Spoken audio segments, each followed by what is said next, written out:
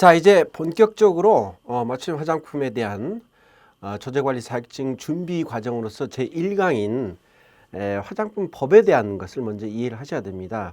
왜 우리가 모든 하는 일이라고 하는 것이 이 법 테두리 안에서 이루어지기 때문에 법을 잘 이해하셔야만 여러분들이 앞으로 판매업을 하실 때 참고가 되시고 또 어떤 불법을 해서는 안 되겠죠, 그죠? 그렇기 때문에 이 화장법에 대한 게 제1강에서 중요하게 다루고 있습니다. 그럴 때 화장법에 대해서 1강에서는 어떤 내용을 하냐면요. 먼저 화장법의 입법 취지, 왜 만들었는지, 그리고 기본적으로 우리가 알아야 될 화장품에 대한 정의가 나와 있습니다. 그리고 화장품의 종류를 보게 되면은 이처럼 세 가지로 기본적으로 얘기할 수가 있는데 일반 화장품이 있겠죠. 일단 기본적으로. 그 다음에 기능성 화장품, 그리고 천연 화장품 및 유기농 화장품.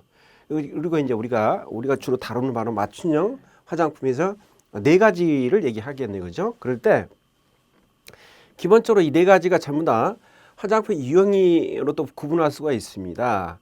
용도별로. 그렇기 때문에 용도별로 해서 뭐 영유아용, 뭐 두발용, 뭐 색조 화장 이렇게 나눠서 한 13가지 정도로 구분하게 되어 있습니다. 그래서 기본적으로 화장품에 대한 정의, 두 번째는 일반 화장품 여러분 기본적으로 알기 때문에 뒤에서 잠깐 다루거든요.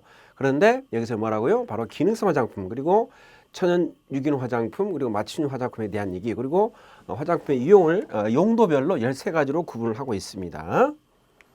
자, 그러면 이제 화장법의 취지는 뭐 여러 가지가 있지만 결국에는 어떤 그 국민의 보건을 향상을 시키고, 그리고 그다음에 화장품 산업 발전을 위해 가지고 했다라고 하는 그 두 가지가 중요한 얘기입니다. 화장법을 입법을 한 이유가 두 가지라는 걸 기억하시기 바랍니다. 자, 화장품의 정의는 이건 시험에 자주 나오는 게 필히 여러분들이 외우고 계셔야 됩니다. 화장품은 크게 한 네 가지 정도로 생각하면 되는데, 첫 번째는 이걸 화장에 대한 용도, 사용 목적이 있습니다. 사용 목적은 여기 나온 대로 인체를 청결 미화한다는 겁니다. 인체를 청결 미화하는 거. 그래서 예쁘게 만들겠죠. 매력을 더하고 용모를 밝게 변화시키거나, 두 번째는 피부나 모발의 건강을 유지 또는 증진하는 겁니다. 유지한다는 말은 예방의 개념이 있고요. 증진한다는 말은 좀 관리라는 그런 개념이 있는데, 중요한 건 피부나 모발입니다. 여기서 피부나, 그러니까 인체 중에서 바로 피부나 모발의 뭐라고요? 건강을 유지 또는 증진한다는 거. 이게 중요한 얘기고, 그 다음에 세 번째는 이걸 사용하는 방법을 얘기하는데, 피부에 바르고 문지르거나 또는 뿌리는 방법으로 사용한다는 거. 그게 이제 세 번째가 됐습니다. 인체 바르고 문지르거나 뿌리는 등의 유사한 방법으로 사용된다는 거. 이게 세 번째. 그다음에 네 번째는 제일 중요한 건 바로 의약품이 아닙니다. 분명히 이건 화장품이기 때문에 인체 작용이 경미하다는 게 중요합니다. 인체 작용이 뭐라고요? 경미하다는 거. 그래서 밑에 나온 대로 절대 의약품하고 이렇게 구분해서 여러분들이 이해를 하셔서 이건 필히 시험에 나오는 기억을 하시기 바랍니다. 인체를 청결 미화한다. 두 번째, 인체 중에 어디라고요? 피부나 모발. 이 구강이 아닙니다. 그러니까 뭐 가글링 같은 건 화장품이 아닙니다. 구강은 우리가 이제 그 따로 의학 외품을 얘기를 하는 거기 때문에 인체의 어떤 거, 피부나 모발이라는 거하고 그다음에 피부나 모발의 건강을 유지 또는 증진한다는 거.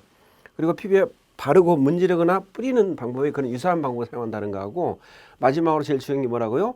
인체 작용이 경미하다는 게 아주 중요한 얘기입니다. 필히 배셔야 되겠습니다. 자, 그러면 세 번째, 기능성 화장품이라는 것이 이제 뒤에서 나겠지만 안전성과 유효성을 심사 또는 보고를 받아야 되거든요. 안전성, 유효성. 일단 기능성 화장품 그러면 효과가 높잖아요, 그죠? 그러다 보니까 유효성을 먼저 얘기를 하겠지만요, 유효성이 높은 만큼 안전성이 문제가 있겠죠. 그렇기 때문에 안전성하고 유효성에 대한 걸 심사 보고를 꼭 받아야만이 기능성 화장품으로 우리가 인정이 되고 있습니다. 그걸 우리가 표시 광고할 수가 있는 거죠. 그럴 때 기능성 화장품에 대한 것은 화장법에서 5가지를 얘기합니다. 그리고 화장품 시행령, 우리가 화장법이라고 하는 것이 가장 상위에 있는 게 화장법이에요. 이건 국회에서 만드는 거고, 그 다음에 바로 밑에가 이제 화장품에 대한 시행령이 있습니다. 시행령은 바로 국회에서 하는 거고, 대통령이 행이 되는 거고, 대통령. 화장법은 국회고, 그다음 시행령은 뭐라고요? 대통령령. 그다음에 시행 규칙은 주로 이제 우리가 자기 관련되는 단체에서 우리가 하고 있죠. 대개 보면 어떤 장관들이 하고 있는 것이 바로 이제 시행 규칙이 되는데, 기능성 화장품이라고 하는 건 화장법에는 5가지 얘기하고 그 안에서 11가지를 또 구분 세부적으로 얘기를 하고 있습니다. 그래서 2가지로 얘기하는데 먼저 화장법에서 얘기하는 것은 피부 미백에 도움을 준다는 거. 전부 도움이란 말이 나옵니다. 도움. 두 번째는 피부의 주름 개선에 도움을 준다고 하는 거. 그 다음에 세 번째는 피부를 곱게 태워주거나 자외선으로부터 피부를 보호한다는 거. 곱게 태워주거나 자외선으로부터 피부를 보호한다는 거. 이게 세 번째 화장법에 나와 있는 기능성 화장품에 대한 정의가 되고, 네 번째는 모발의 색상 변화 또는 제거 또는 뭐라고 영양을 공급에 도움이 된다는 겁니다. 이것은 주로 의약 외품에서 기능성 화장품으로 전환된 게 많이 있습니다. 그래서 네 번째는 모발에 대한 얘기, 그리고 채모에 대한 얘기죠. 다섯 번째는 피부나 모발이 건조 혹은 이렇게 건조해지고 각질화가 생기고 여기 나온 대로 갈라지거나 빠짐 등이 생겨가지고 이러한 것들을 방지하거나 개선하는 데 도움을 주는 제품. 즉 화장법에서는 기능성 화장품에 대해서 전부 다 도움이란 말이 꼭 나옵니다. 도움. 그 안에가 이제 구체적으로 8번부터 11번까지 나와 있는데 기능성 화장품 이게 되게 중요하니까 꼭 기억을 하셔야 되는데, 먼저 1번에서 피부 미백에 도움을 준다는 건 계속 똑같이 뭐라고 하냐면 도움을 준다는 말이 나옵니다. 그게 차이점이 있습니다. 도움을 준다는 말이 나오는데 피부 미백에 도움을 준다는 말은 2가지입니다. 하나는 색소가 너무 짙은 색으로 만들어지는 것이 기미나 주근깨가 생기겠죠. 그거 기미나 색소가 생기는 걸 갖다 억제하는 거. 그러니까 색소가 더 진하게 만드는 걸 억제한다는 거하고, 두 번째는 이미 진하게 만들어진 기미나 주근깨 같은 걸 어떻게 한다? 제거를 해가지고 미백에 도움을 준다. 2가지입니다. 색소를 진하게 만드는 걸 억제하는 거하고 이미 진한 걸 제거한다는 거. 이게 바로 피부 미백에 도움을 준다는 것에 대한 그 구체적인 시행 규칙에 나와 있는 2가지가 되겠고, 이제 두 번째는 피부 주름 개선에 도움을 준다 그랬죠.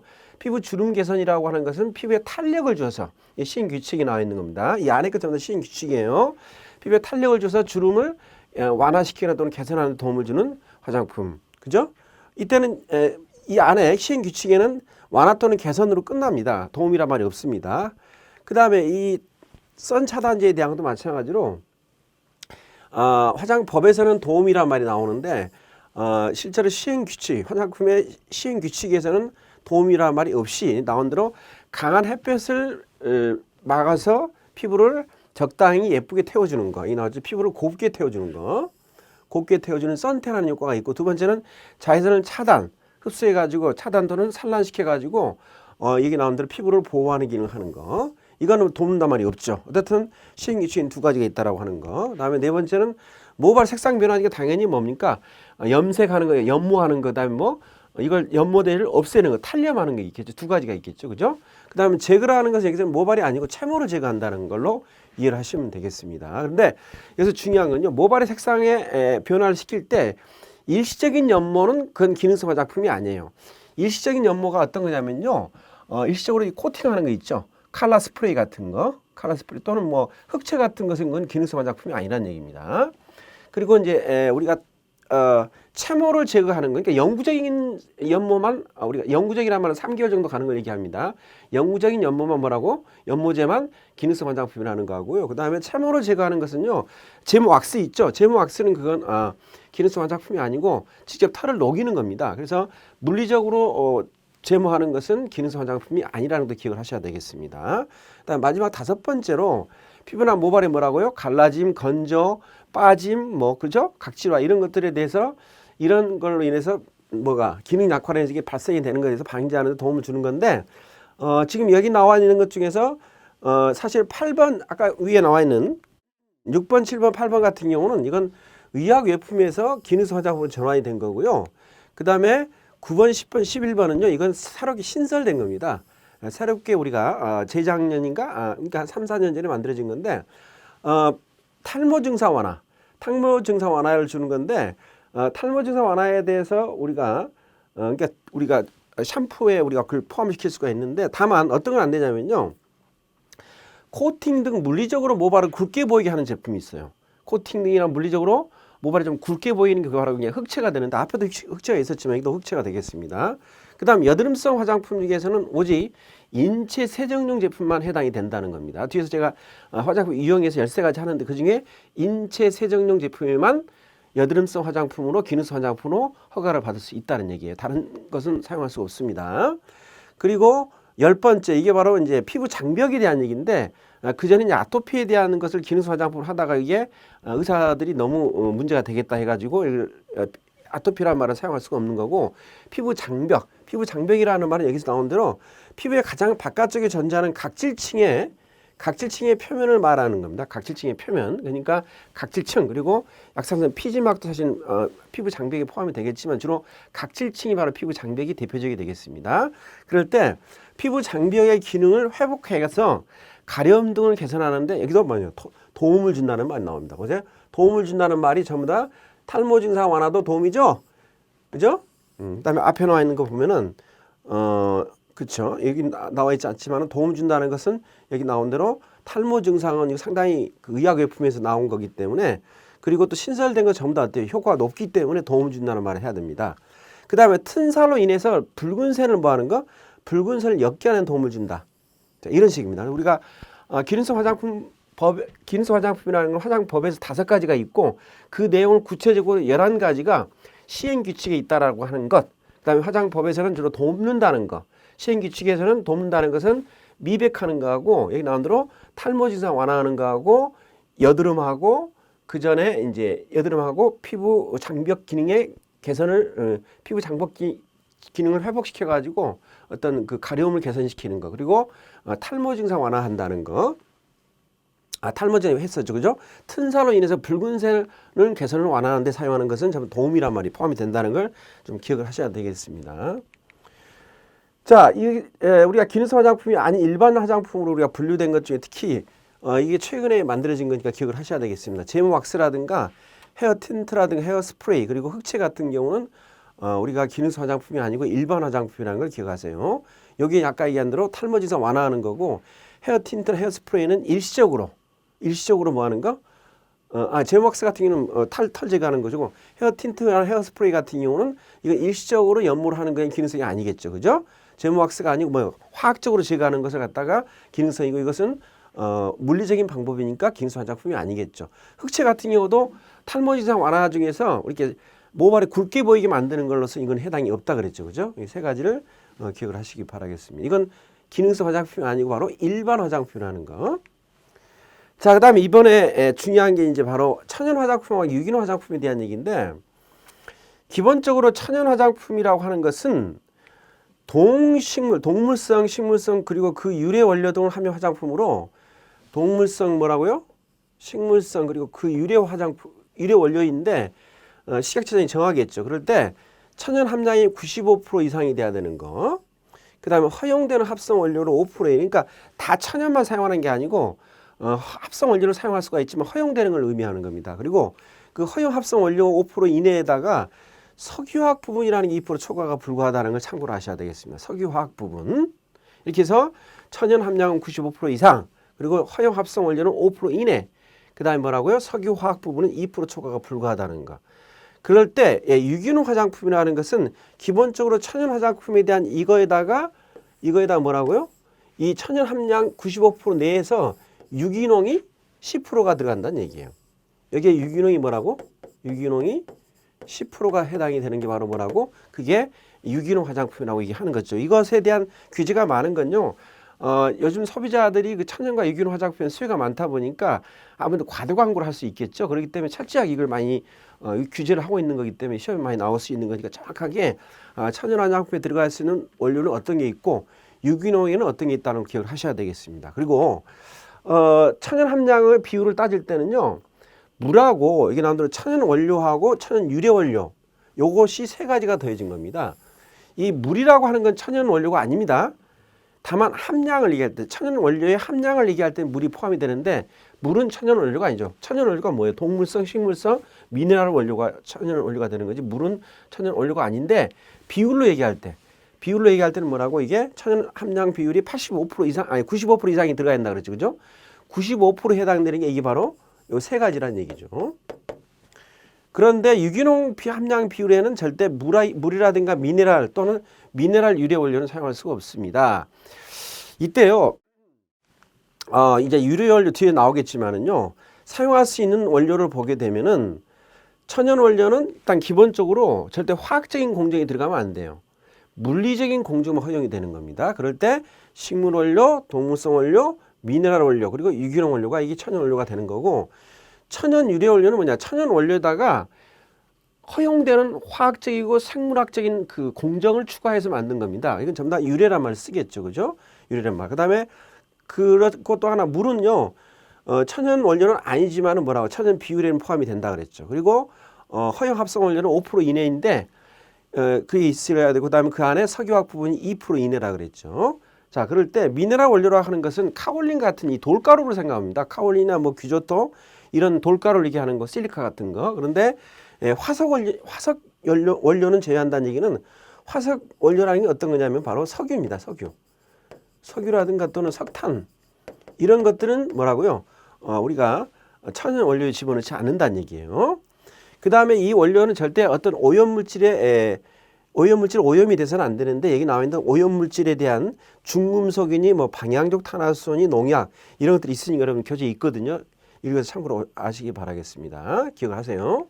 그 다음에 허용되는 원료 세부사항을 보게 되면, 허용 원료라는 거 지금 얘기한 대로 천연 원료, 천연 유래 원료 그랬었죠. 그 다음에 미네랄 원료 그런 게 있는데, 이것들이 기본적으로 물리적인 공정 시에는 물리적인 공정, 아까 제가 천연 원료 자체는 물리적인 공정이라고 그랬죠. 그럴 때는 물이나 자연에서 유래한 천연 용매를 추출해야 되는데, 만약 화학적인 용제를 사용할 때는요, 석유화학 용제를 사용할 때는 반드시 최종적으로 모두 회수가 돼야 돼요.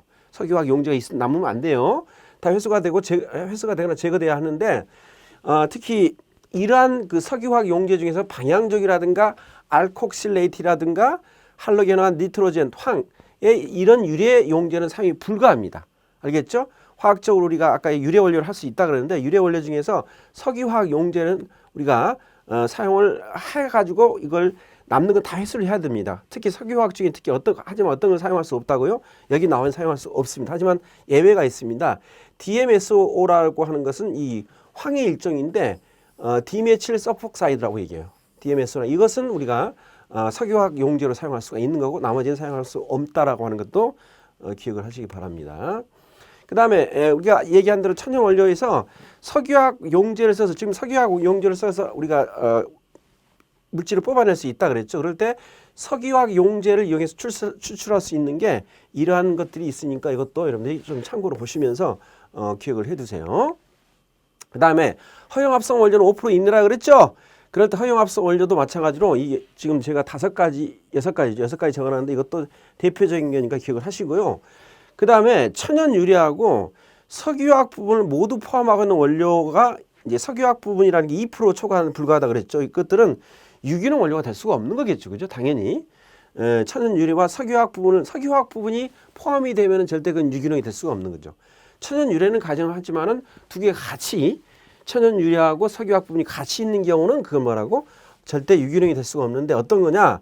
그게 바로 디알킬 카보네이트, 알킬 프로필 베타인, 알킬 메칠 글루카마이드. 되게 좀 어려운 용어가 많이 나와 있는데, 이게 여러분 교재도 있지만 그 뒤쪽에 보면 이게 부록이 있습니다.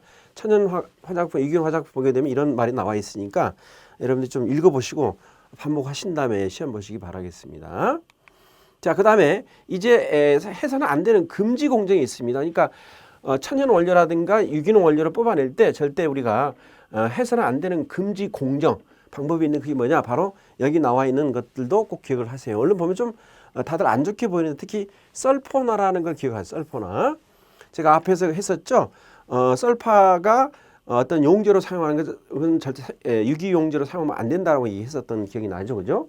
그런데 설포나라는 것은 이게 금지 공정이 되게 중요한 걸 기억하시고, 나머지도 보면은 되게 좀 우리 몸에 자극이 될 수 있는, 문제가 될 수 있는 것들이 있죠. 그 다음에 금지 공정 추가로 해가지고 뭐 이런 것들이 있으니까 보시고, 그 다음에 공기, 산소, 이산화탄소, 아르곤 가스 이의 분사, 그러니까 이것은 가능해요. 이걸로 분사제를 사용하는 것은 가능한데, 이거 이외 걸로 우리가 어떤 분사제를 사용하는 것은 금지 공정 중 하나라는 얘기입니다. 그 다음 허용되는 공정은요, 아까 얘기한 대로 천연 원료에서 천연 유래 원료가 될 때는 뭐예요? 물리적인 공정이 아니고 화학적이고 생물학적인 공정이 있다 그랬죠. 그죠? 근데 그 전에 천연 원료 중에서도 물리적인 공정 중에서 허용되는 공정이 있습니다. 이것들은 부록 뒤에 나와 있거든요. 그래서 물리적인 공정은 쭉 읽어보시면은 물리적인 공정이 쭉 나와 있는데 물리적인 공정이 아닌 것을 이렇게 찾아서 답을 쓰게끔 할 수도 있으니까 좀 이렇게 자세히 읽어볼 필요가 있겠습니다. 그리고 화학적이고 생물학적인 공정, 즉 천연 원료에서 천연 유래 원료로 만드는 거죠. 그럴 때는 뭐 허용되는 화학적이고 생물학적인 공정이 있습니다. 그럴 때 쭉 읽어보게 되는데 특히 그게 황화란 말이 나왔거든요. 그러니까 우리가 앞에서 원래는 어때요? 이 설포나가 들어가는 거라든가 말씀드렸던 뭐가 있어요. 이렇게 황은 어떻게 유래용제는 사용이 불가하다라고 했잖아요. 그죠? 근데 여기서는 뭐라고요? 화학적이고 생물학적인 공정 중에서 황화라고 하는 것은 사용할 수 허용되는 공정이라는 것을 여러분이 기억을 하시기 바랍니다. 이걸 섞어놓고 우리가 허용되는 공정인 것을 찾아라 이렇게 할 수 있거든요. 그럴 때 설포나가 나오고 그 다음에 뭐 황화가 나오게 되면은 그 뭘까? 황화가 답이 되겠죠. 그죠? 그리고 천연화장품, 유기화장품 만들 때는 작업장 및 제조 설비가 중요한 건데 아무래도 작업장에 이 세척제로 사용하는 것 중에서 사용이 가능한 그런 세척제 원료가 있습니다. 당연히 교차오염 방지를 해야 되겠죠. 그럴 때 이것도 여러분들이 자꾸 보셔가지고 눈에 익힐 필요가 있습니다. 작업장 및 제조 설비에 사용 가능한 세척제 원료는 이런 것들이 있다라고 하는 거. 그 다음에 천연 화장품과 유기농 화장품을 포장할 때 절대 사용해서는 안 되는 게 뭐가 있냐면요. 폴리염화비닐 그리고 폴리스티렌 폼. 이건 이게 우리가 보통 스티로폼이라고 얘기하죠. 이게 바로 폴리스티렌 폼을 얘기하는 거고 폴리염화비닐은 우리가 PVC라고 얘기합니다. 폴리염화비닐, PVC. 이런 것들은 우리가 사용해서는 안 됩니다.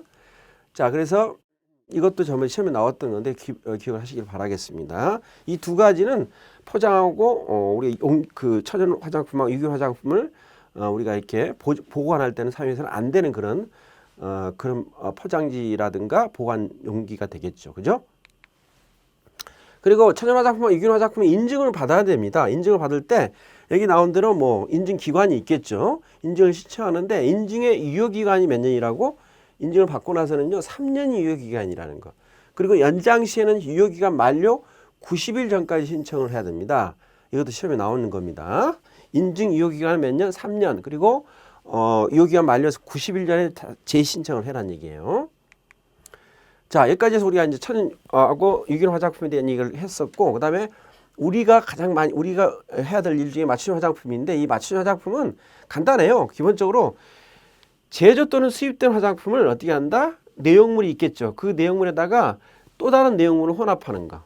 그 다음에 내용물에다가 식약처장이 고시대에서 인증하는 그런 상품만을 우리가 혼합하는 거. 혼합하는 게 두 가지죠. 내용물에다 내용을 혼합하는 거, 내용물에다 원료를 혼합하는 거.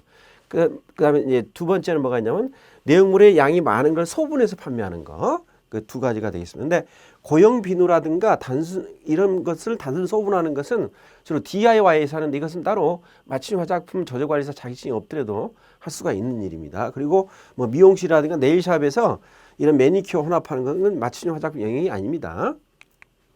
자, 이제 화장품의 유형 13가지, 이게 마지막에 나온 건데 화장품 유형 13가지가 있습니다.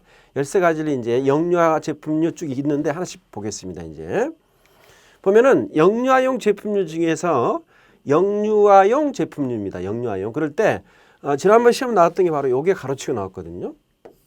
그래서 만 3세 이하 어린이, 그러니까 영유아에 대한 화장품 법에 나와 있는 영유아라고 하는 건 만 3세 이하를 얘기합니다. 그리고 어린이용이라고 하는 건 만 4세 이상에서 이게 3세라 그랬죠? 13세 이하입니다. 이게 바로 뭐라고? 어린이용에 대한 그 규정인데 사실은 어린이용 화장품이라는 게 따로 없습니다. 여기 나온 대로 어린이용 제품이 따로 없다는 게 특이하죠. 그죠? 영유아용 화장품만 있다는 겁니다. 그럴 때 만 3세 이하 어린이가 사용하는 샴푸, 린스, 로션, 크림, 오일, 그 다음에 인체 세정용 제품, 그리고 목욕용, 이 두 개가 좀 비슷하게 보이잖아요. 인체 세정용 제품하고 목욕용 제품 이건 다릅니다. 인체 세정용은 이렇게 비누 같은 거, 거품이 생기는 걸 얘기하는 거고, 목욕용 제품 같은 경우도 물론 거품 생기는 것도 해당이 되겠지만 이건 주로 이 욕조 안에다가 몸을 담글 때 쓰는 것들이 많이 있습니다. 이건 서로 다른 겁니다. 그래서 여기 나온 대로 인체 세정용하고 목욕용은 따르다는 것, 서로 달리 있다는 걸 참고로 아시고요. 그다음 두 번째 목욕용 제품 지금 얘기한 대로 샤워나 목욕 시에 전신에 사용하는 또는 사용 후에 바로 씻어내는 제품을 얘기합니다. 그럴 때 뭐 목욕용 오일이나 정제 이런 거 있죠. 이런 것들이 바로 이제 목욕용 제품이고 인체 세정용은 좀 달라요. 이게 거품이 나는 거품. 거품이 나는 거니까 이제 그 다음에 나와 있는데 인체 세정용은 손 얼굴에 주로 사용하는 그리고 사용 후 바로 씻어내는 제품인데 보게 되면 이것도 전부 다 세 가지가 전부 다 거품이 나지 않아요? 폼 클렌저, 바디 클렌저, 그 다음에 액체 비누 또는 화장 비누 같은 거. 그죠? 폼 클렌저도 이건 뒤에 나오겠지만 기초 화장품이 아닙니다. 인체 세정용입니다. 그리고 뭐 바디 클렌저라 했으면 뭐 목욕용 제품이 아닙니다. 그래서 이건 이 세 가지는 주로 닦아내는 건데 거품이 난다는 걸 기억하시면 돼요. 거품 나는 건 뭐라고요? 인체 세정용 제품이라는 거. 그 다음 외부 세정제 같은 거 포함이 되는 거고 물류지. 이것도 우리 화장품입니다. 그래서 인체 세정용인데 물류지 같은 경우는 식탁을 닦거나 또 시체를 닦는 또 물류지가 있나 봐요. 그건 우리가 화장품에 포함이 안 되는 거고 주로 우리가 이제 어린아이들 닦아내는 거 있죠. 이렇게 지저분 닦아내는 기본적인 걸 갖다가 우리가 화장품에 포함이 되는데 그게 뭐라고요? 인체 세정용 제품이라는 얘기예요. 그다음 눈화장용은 뭐 기본적으로 눈 주위에 매력을 더하게 사용하는 건데 메이크업 제품을 주로 얘기하는데 아이브로우, 펜슬, 아이라이너 그죠? 눈에 쓰는 거죠. 그럴 때 눈 화장용 제품 중에서 특이한 게 아이 메이크업 리무버도 마찬가지 눈 화장용이에요. 그러니까 눈 화장하고 닦아내는 거니까 이것도 기초 화장품 제품이 아니고 눈 화장용 제품이라는 거. 우리가 되게 메이크업을 제거하는 제품은 기초 화장품이거든요. 그런데 이건 아이 메이크업 리무버는 뭐라고? 눈 화장용 제품이라는 걸 기억하세요. 방향용은 읽어보면 되겠죠. 두발 염색용 또는 모발 염색용, 모발 염색용 할 수가 있는데 모발의 색을 변화시키거나 탈색시키는 제품인데 연모제라든가 탈색제 주로 이제 기능성 화장품에서 이걸 많이 하고 있죠, 그죠? 기능성 화장품. 그런데 헤어 틴트나 헤어 컬러 스프레이는 이건 기능성 화장품이 아니죠, 그죠? 이건 일시적으로 일시적으로 모발의 색을 변화시키는 거니까 기능성 화장품은 아니죠. 하지만 우리가 유형 안에는 두발 염색용으로 포함을 시켜야 되겠죠.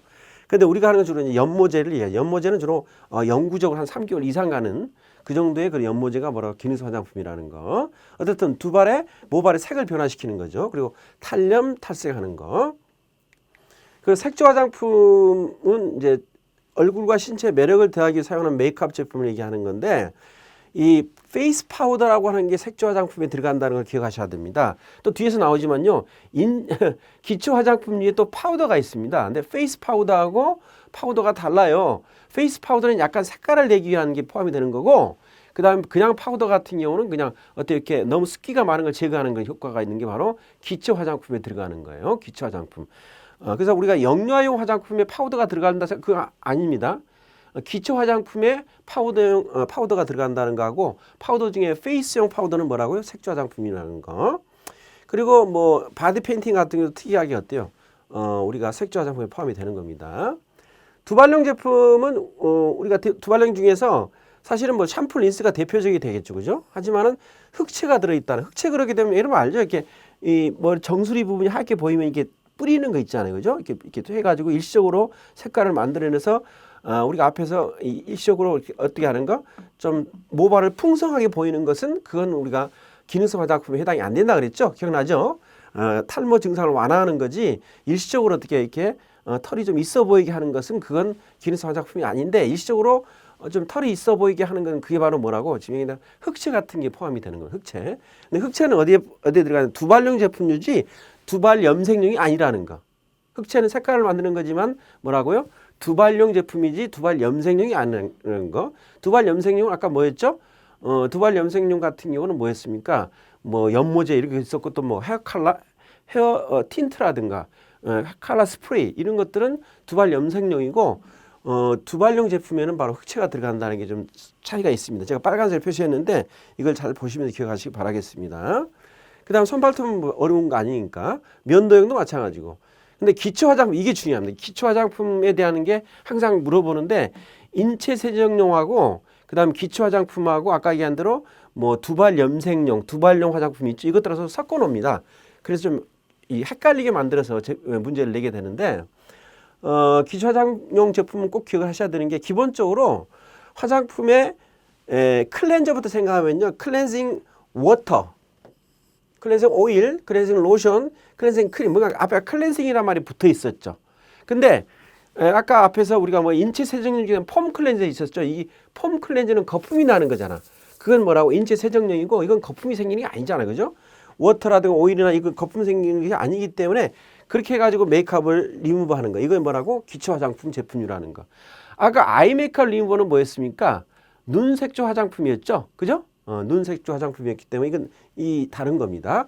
그리고 기본적으로 클렌징이 있겠고, 그 다음에 두 번째는 화장수, 토너죠. 로션, 에센스, 크림, 마사지, 크림, 오일, 팩, 마스크. 이게 가장 기본적인 화장품의 종류가 되는 바로 기초 화장품의 제품류라고 하는 것. 그 다음에 파우더도 마찬가지로 이 기본적인 파우더는 기초 화장용이지만은 페이스 파우더는 뭐라 했어요? 색조 화장품이라고 얘기했었죠. 그죠?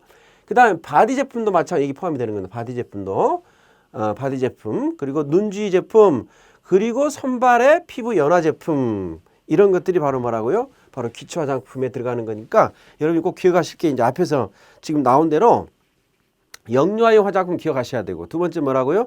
인체 세정용 알아야 되고, 그 다음에 두발용 화장품, 두발 염색용 화장품.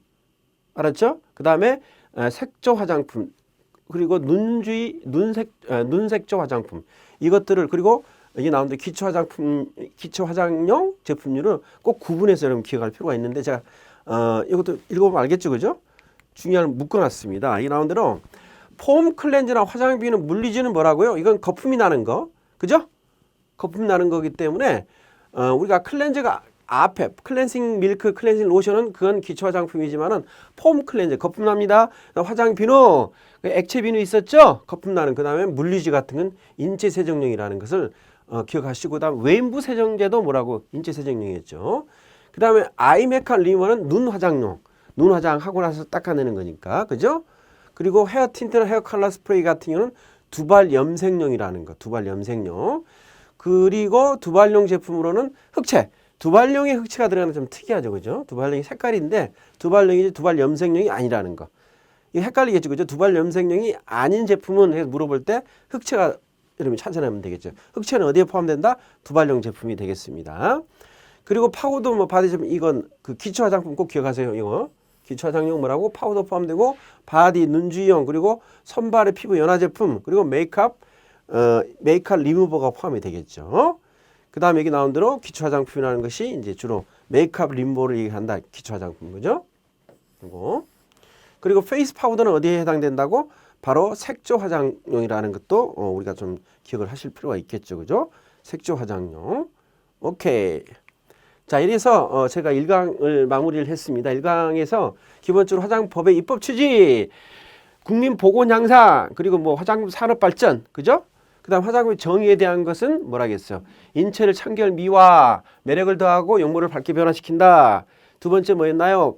인체 중에 피부나 모발에 뭐 건강을 증진, 유지 또는 증진하는 거, 그리고 피부에 도포 후 문지르거나 뿌리는 거는 방법으로 사용하는 거, 그리고 제일 마지막에 중요한 게 인체 작용이 경미하다는 거. 기억나시죠? 절대 뭐 치료란 말이 들어가면 절대 안 됩니다. 그리고 또 중요한 건 피부나 모발이지 구강은 아니라는 겁니다. 그죠? 가글 같은 건 화장품이 아닙니다. 의약외품입니다. 그리고 기능성 화장품이라고 하는 건 법으로 화장품엔 5가지가 있었죠. 이건 전부 다 돕는다는 거였죠. 그 다음에 그 안에 구체적으로 11가지가 화장품 시행규칙이 있었죠. 기억나십니까? 첫째는 뭐 미백을 돕는다. 두 번째는 뭐 주름을 개선을 돕는다. 세 번째는 뭐였습니까? 자외선을 어떻게 하는 거? 피부를 곱게 태우거나 자외선으로부터 피부를 보호를 돕는다. 기억나죠? 네 번째는 뭐요? 네 번째는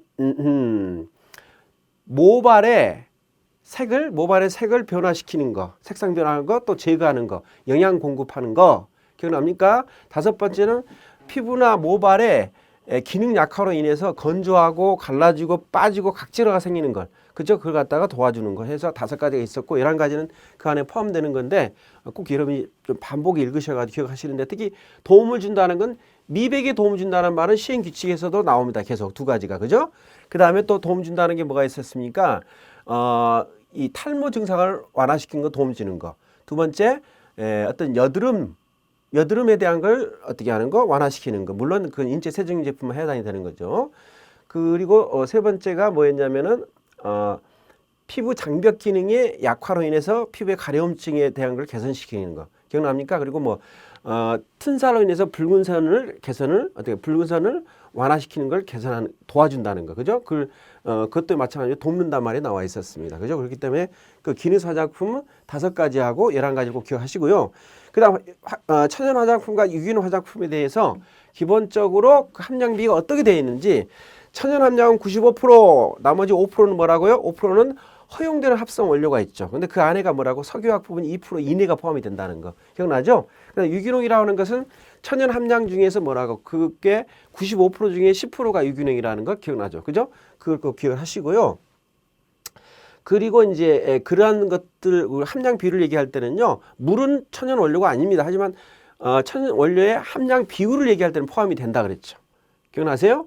그리고 우리가 오염물질이 오염돼서는 안 되는 걸 얘기했었고, 그리고 허용되는 공정이 있었고 금지되는 공정이 있었죠. 기억납니까? 허용되는 공정이라고 하는 것은 우리가 천연 원료라고 하는 것은 기본적으로 동식물성하고 미네랄 원료였었죠. 이것은 어떤 물리적인 공정을 통해서 우리가 뽑아낼 수, 그러니까 추출할 수가 있는 건데, 이걸 유래 원료로 만들 때는 허용되는 화학적이고 생물학적인 공정으로 인해서 우리가 할 수가 있다고 했었죠, 그죠? 그럴 때 허용되는 공정하고 금지되는 공정에 대해서 좀 기억하시고, 그 다음에 그 천연하고 유기농 화장품에 대한 걸 만들고 나서 그 다음에 그 기구 있죠? 시설 기구 같은 걸 세척할 때 사용할 수 있는 그런 세척제에 대한 것도 기억을 하셔야 되겠습니다. 그리고 천연 유기농에 대한 것은 인증 기간이 3년이라 그랬죠. 그 다음에 끝나기 전 90일 전에 다시 한번 신청을 해야 되겠습니다. 그죠? 그 다음에 용기 중에서는